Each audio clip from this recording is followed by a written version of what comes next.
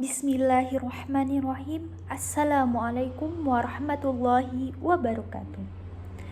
Hamdan syukran lillah. Nahmaduhu wa nasta'inuhu wa nastaghfiruh wa na'udzubillahi min syururi anfusina wa min sayyiati a'malina. Man yahdihillahu fala mudhillalah wa man yudlil fala hadiyalah. Asyhadu an la ilaha illallah wa asyhadu anna Muhammadan abduhu wa rasuluh la nabiyya ba'dah amma ba'du. Pertama dan utama sekali, marilah kita panjatkan rasa puji dan syukur kita kehadirat Allah Subhanahu wa Ta'ala yang telah melimpahkan rahmat dan karunia-Nya kepada kita semua. Dan tak lupa pula salawat dan salam kita kirimkan kepada Nabi junjungan kita, yakninya Nabi Muhammad sallallahu alaihi wasallam. Allahumma sholli ala Muhammad wa ala ali Muhammad, yang mana beliau telah membawa umatnya dari zaman jahiliyah, zaman kebodohan, menuju zaman yang penuh dengan ilmu pengetahuan dan ilmu teknologi yang kita rasakan sampai sekarang ini. Baiklah yang terhormat Ibu Lisva Santosa selaku dosen pengampu mata kuliah tablik, dan yang saya banggakan teman-teman yang seperjuangan dengan saya. Baiklah, tidak memperpanjang kata mukadimah, langsung saja saya menyampaikan judul ceramah saya pada kesempatan kali ini, menggapai hidup berkah. Dalam kehidupan sehari-hari kita, pasti seringkali kita mendengarkan kata berkah atau barokah. Terlebih lagi kalau seandainya kita sering mengikuti pengajian para ustaz ataupun mubalik di lingkungan sekitar kita. Tidak hanya di lingkungan sekitar kita mendengarkan melalui HP, kita mendengarkan melalui siaran televisi pun, pasti sering kita mendengarkan kata berkah atau barokah. Nah, namun apa itu berkah? Apa itu barokah?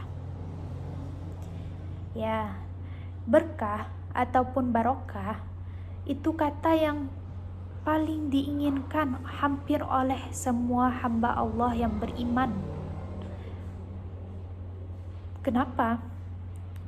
Karena setiap orang yang mendapatkan keberkahan, setiap orang yang diberikan oleh Allah keberkahan dalam hidupnya, maka ia akan mendapatkan kelimpahan kebaikan. Karena berkah itu bukan hanya cukup dan kecukupan saja, tetapi ketaatanmu kepada Allah Subhanahu wa Ta'ala. Baik dalam segala hal, baik dalam kelimpahan ataupun sebaliknya. Dalam syarah Sahih Muslim karya Imam An-Nawawi menyebutkan berkah itu ada dua. Yang pertama, tumbuh, berkembang, dan bertambah. Yang kedua, yaitunya kebaikan yang berkesinambungan. Sedangkan menurut Imam An-Nawawi sendiri, asal makna berkah itu ialah kebaikan yang banyak dan abadi. Karena berkah itu al-barakatu tuzidukum fi ta'ah. Keberkahan akan menambah ketaatanmu kepada Allah Subhanahu wa Ta'ala. Berkah itu bukan hanya hidup sehat saja. Terkadang sakit pun bisa dikatakan berkah. Sebagaimana Allah menguji Nabi Ayub alaihissalam dengan penyakitnya. Beliau tidak pernah mengeluh dengan penyakitnya yang diberikan oleh Allah. Bahkan dengan penyakit tersebut menambah ketaatannya kepada Allah Subhanahu wa Ta'ala. Barokah itu tidak selalu panjang umur. Ada kalanya orang yang pendek umurnya, tapi ketaatannya kepada Allah Subhanahu wa Ta'ala sangat luar biasa, membuat hidupnya jauh luar biasa, jauh lebih berkah. Sebagaimana sahabat Nabi Mus'ab bin Umair. Tanah yang subur dan indah pun belum tentu berkah. Akan tetapi ada tanah yang tandus seperti kota Mekah, itu lebih mulia di sisi Allah Subhanahu wa Ta'ala. Makanan pun yang berkah itu belum tentu yang komposisi gizinya lengkap. Akan tetapi yang mana yang berkah? Yaitu jika makanan tersebut bisa membuat diri seseorang yang memakannya menambah ketaatannya kepada Allah Subhanahu wa taala, bisa menambah kesyukuran nikmatnya kepada Allah Subhanahu wa taala. Itu baru dinamakan dengan berkah dengan makanan. Begitupun dengan ilmu. Ilmu yang berkah itu belum tentu yang banyak riwayat dan catatan kakinya. Justru yang mana?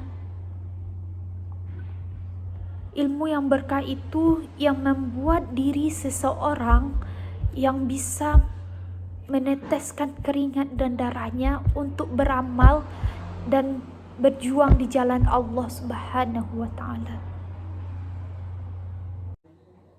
Anak yang berkah itu belum tentu yang saat ia kecil ia imut, lucu, menyenangkan, dan ketika dewasa ia mendapatkan gelar kesuksesan, mendapat jabatan pekerjaan yang tinggi.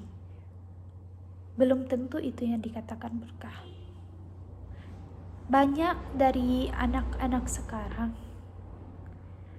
dengan ilmu dia yang sudah tinggi, dengan kesuksesan dia yang luar biasa, justru itu mendapatkan dia kehancuran dalam keberkahan hidupnya. Justru yang mana yang berkah itu? Jadi anak yang berkah itu ialah ia yang taat kepada Allah Subhanahu wa taala, yang bisa mendoakan kedua orang tuanya, yang bisa memberikan syafaat kepada kedua orang tuanya di akhirat kelak. Itu baru dinamakan keberkahan anak.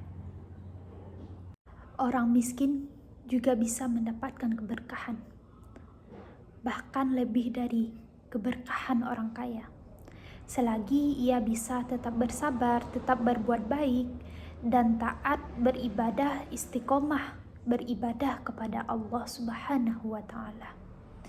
Maka ia akan tetap mendapatkan keberkahan itu. Karena di mana puncak keberkahan itu akan ada di akhirat kelak, di mana Allah Subhanahu wa taala akan memasukkan mereka ke surga lebih awal 40 tahun daripada orang kaya. Kenapa? Karena mereka tidak ada hisab harta di hadapan Ilahi Rabbi. Sebagaimana sabda Rasulullah Shallallahu Alaihi Wasallam yang berbunyi, Innal fuqara al muhajirina yasbiqunal aghniyai yaumal qiyamati ilal jannati bi arba'ina kharifan. Yang artinya, sesungguhnya kaum muhajirin yang miskin, mereka mendahului masuk surga pada hari kiamat 40 tahun lebih awal daripada orang kaya. Hadis riwayat Ahmad, Muslim, dan Ibnu Hibban. Teman-teman yang berbahagia, keberkahan itu turun kepada manusia berbanding lurus dengan ketaatannya, penjagaannya terhadap ibadah, dan menjauhkan diri dari maksiat. Sebagaimana firman Allah yang berbunyi, A'udzubillahi minasyaitonir rajim. Walau anna ahlal qura amanu wattaqaw lafatahna alaihim barakatim minas samai wal ardh walakin kadzabuka fa'aghaznahum bima kanu yaksibun. Yang artinya, jikalau penduduk negeri-negeri beriman dan bertakwa, pastilah kami akan melimpahkan kepada mereka keberkahan dari langit dan bumi. Akan tetapi mereka mendustakan ayat-ayat kami, maka kami siksa mereka atas perbuatan mereka. Quran Surat Al-A'raf ayat 96. Allah Subhanahu wa ta'ala mengatakan keberkahan dan ketakwaan. Dengan dua hal inilah keberkahan dapat digapai. Seseorang yang beriman, yang melakukan segala yang diperintahkan oleh Allah Subhanahu wa ta'ala, iman kepada keenam pokok yang agung, iman kepada Allah, iman kepada malaikat-malaikat Allah, iman kepada rasul-rasul Allah, iman kepada kitab Allah, iman kepada hari akhir, dan iman kepada kadar baik dan kadar buruk. Ketika hati seseorang dipenuhi dengan keimanan dan merealisasikannya dengan sempurna, maka keberkahan yang diturunkan kepadanya sesuai dengan kadar realisasi yang ia lakukan.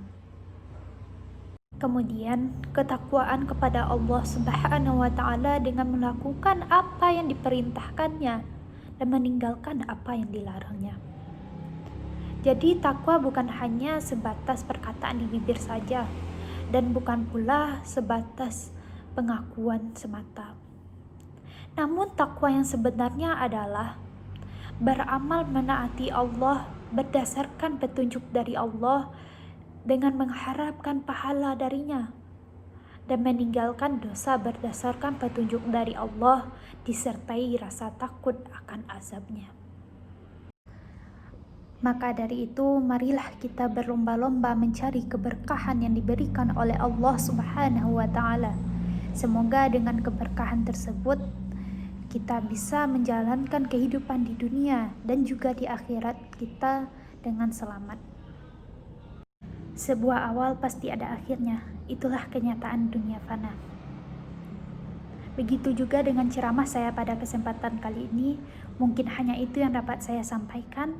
Semoga bermanfaat bagi kita semua. Lebih dan kurang saya mohon maaf, karena yang benar datangnya hanya dari Allah Subhanahu wa Ta'ala, dan yang salah, khilaf ataupun keliru itu datangnya dari saya pribadi, karena saya hanya manusia biasa yang tak pernah luput dari dosa. Akhirul kalam, wallahu wafiq ila aqwamit thoriq. Wassalamualaikum warahmatullahi wabarakatuh.